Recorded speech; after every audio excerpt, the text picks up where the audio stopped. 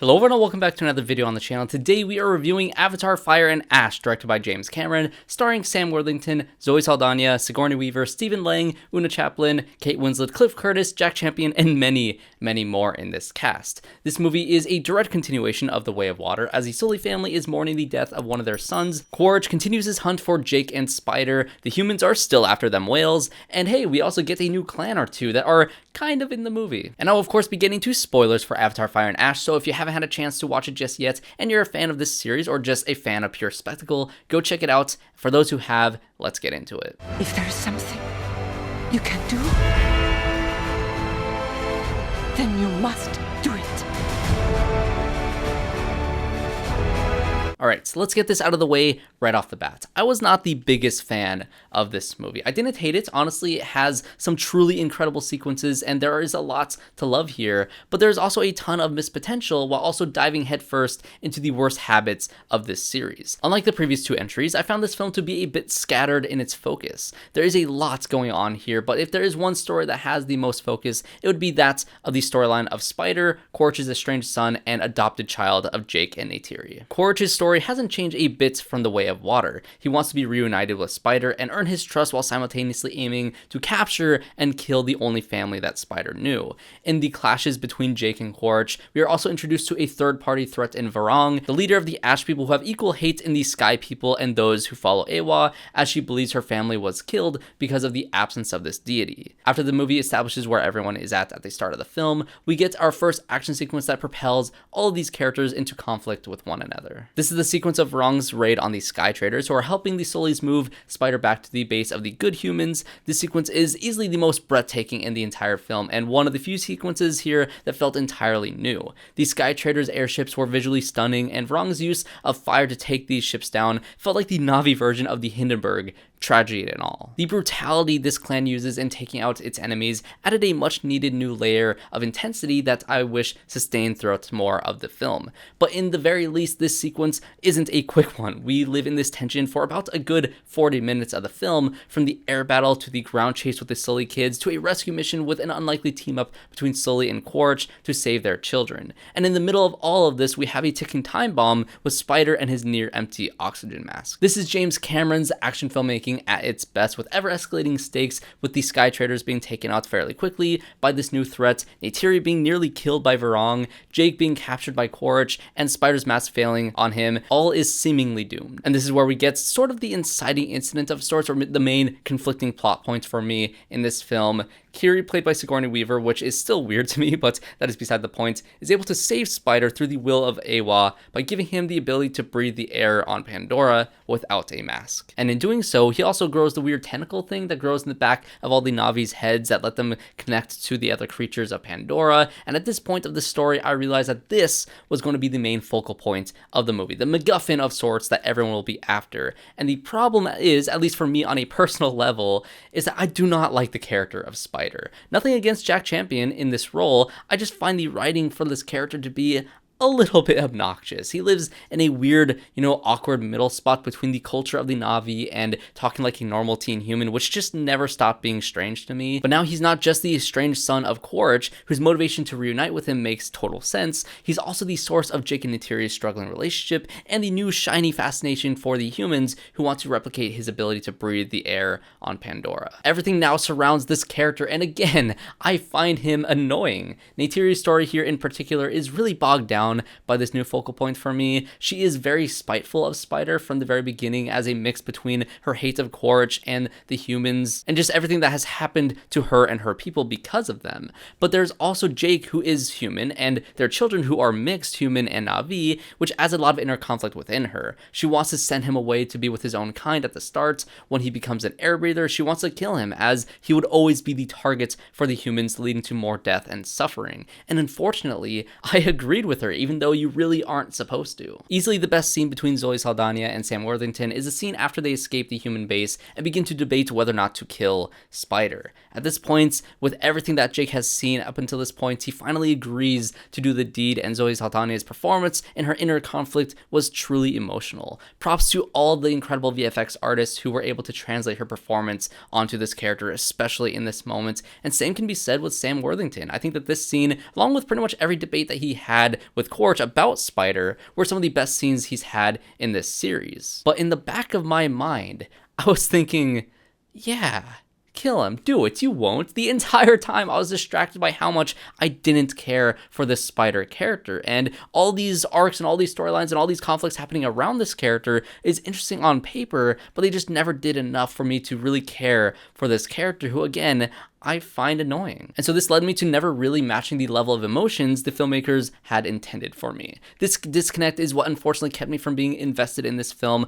unlike how much I was surprisingly invested in Loak and Atayam in The Way of Water. So I think your enjoyment of this film largely hinges upon your enjoyment of Spider as a character and the subplot of him becoming an air breather, which also felt a little bit odd for me. It is explained by being Awa's magic, which for all my friends who watched this film with me, it just wasn't enough for them. There's even a line in this movie with Giovanni Ribisi's character where he says, I don't need to know how it works, I just need to know if we can duplicate it, which only made this revelation much more frustrating for the friends that I was with. It's just magic, and your ability to suspend your disbelief is more important than ever. But if this were the only flaw within this film that I had, I think my enjoyment would have been very in line with the previous two films. The scripts for these Avatar films have always been my biggest criticism, so this honestly felt in line with how I felt in the past. But then we get to the overall criticism that I've been hearing from just critics in general around this movie, which I largely agree with, and that's the newness of this world of Pandora has unfortunately plateaued. As I mentioned, the air traders and the ash people had great introductions, but the air traders only existed for that one sequence, and meeting the ash people didn't expand the world in the way the water people did in the previous film. Their home base was very gray and bland, as it was at the base of an ash-covered volcano. There isn't any lava to be seen or any striking visuals of fire in a grander sense. I think that a lot of people are going to expect that from them, which I think is part of my source of disappointment in the lore expansion of this movie. But what they lack from a visual standpoint, they easily make up in Varang, who is such a great character, until she isn't. Your goddess has no dominion here. Her ferocity and cruelty was so engaging to watch. Oona Chaplin steals every single scene that she's in, as her performance is truly magnetic. I liked her backstory and her rejection of her previous spiritual beliefs in Awa, but it sadly doesn't go anywhere. I was really hoping for more scenes like her challenging Kiri's belief in Awa around the campfire, asking her if Awa would save Spider from a slit throat. I wanted this character to challenge the beliefs of Neytiri in particular, who had a conflict in morals within this film. The story was begging for some climactic moment between these two characters that we never got from either a philosophical or action-based standpoint. They have brief skirmishes in all the action scenes within this film, which are fun to watch, but they don't have a singularly important clash with as high of stakes as that of Jake and Quaritch. And by the end of the film, she just flies off in the middle of the battle, never to be seen again. And speaking of Quaritch, I dug the sequence of Quaritch making an alliance with Varang and the trippy visuals that we get from the drugs that she gives him. This relationship was interesting and also teased Quaritch finding a place within the Na'vi culture, but again, it doesn't really go anywhere. They emphasize in the dialogue that both of these characters crave to be with someone that is their equal, someone just as cruel or dangerous as the other, but as soon as this alliance is formed, Varang is simply reverted to being Quaritch's side piece who fades into the background. She had barely any dialogue in the last half of this film, as all the focus was taken from her as an antagonist to go right back to Quaritch for the third film in a row. That's also not to say that the Quaritch arc and the fight between him and Jake didn't have emotional stakes by the end of the film, because it did, but Varang added an element of newness and originality to the film in particular, and losing her prominence in the story led to the film losing its own ability to inspire awe. And with Quaritch's final moments in this film, we once again tease an arc of him getting some sort of redemption in embracing the way of the Na'vi, but he jumps off the floating rock with his fate being left open-ended. But of course, that is not all the storylines within this movie. It is 3 hours and 15 minutes long, which means subplots, many subplots. We have the story of Loak and the guilt he feels over Natayam's death, which I was honestly looking forward to after watching The Way of Water. He was my favorite character in that film, and that film set him up perfectly to have an interesting conflict with the rest of the family here. But this arc felt very much sidelined. Every conversation he had with his father in this film were the exact same. Loak saying that he can be responsible and that he can fight alongside Jake. Jake then saying that he isn't ready and that he can't do it. Loak going against his father's word, messing up, rinse, and then repeat. His story is also largely repetitive with what we saw in The Way of Water, with the outcast whale that he befriended. The conflict between this whale and the rest of the elder whales is the same as before, and besides an emotional beat of his depression and feeling lost in his greater purpose, Loak didn't have much to do here. You also have Cliff Curtis, Kate Winslet, and their children, or I guess mainly just the daughter, as her relationship with Loa continues here, but they are heavily sidelined in this film as well. With the focus on so many other things at once, you forget about their role in this story and whether it really has any big impact on what is going on. Kate Winslet's character does die at the end of the film during a traumatic childbirth scene, which I guess was sad. They just really didn't do much for them for me to be invested in their storylines. Maybe if I rewatched The Way of Water right before watching this film, these two subplots would have worked better. This movie does largely feel like a part 2 to The Way of Water rather than a film on its own, but you know, these subplots just, they didn't really move me as much as I wanted them to, or I think the filmmakers wanted them to move me. You also have the continuation of KIRI trying to figure out who she is in connection to Awa. She is finally able to connect with Awa with the help of Took and Spider. We get to see her in the flesh, which was honestly really cool to see. Loved all the visuals in the spirit realm, along with all the cameos of the fallen characters in the final scenes of this movie. KIRI's greater spiritual purpose is still not entirely clear, but she does get a couple of really cool moments here and there. But there's also a moment where she kisses Spider, which is weird on so many levels. There's of course the human Na'vi element, which was a bit odd, but more importantly, KIRI is played by a 76-year-old Sigourney Weaver who is making out with a canonically teenage character. And then there is the human element, which is very much giving Transformers. I think that we are well at the point of not needing the human element in these Avatar films.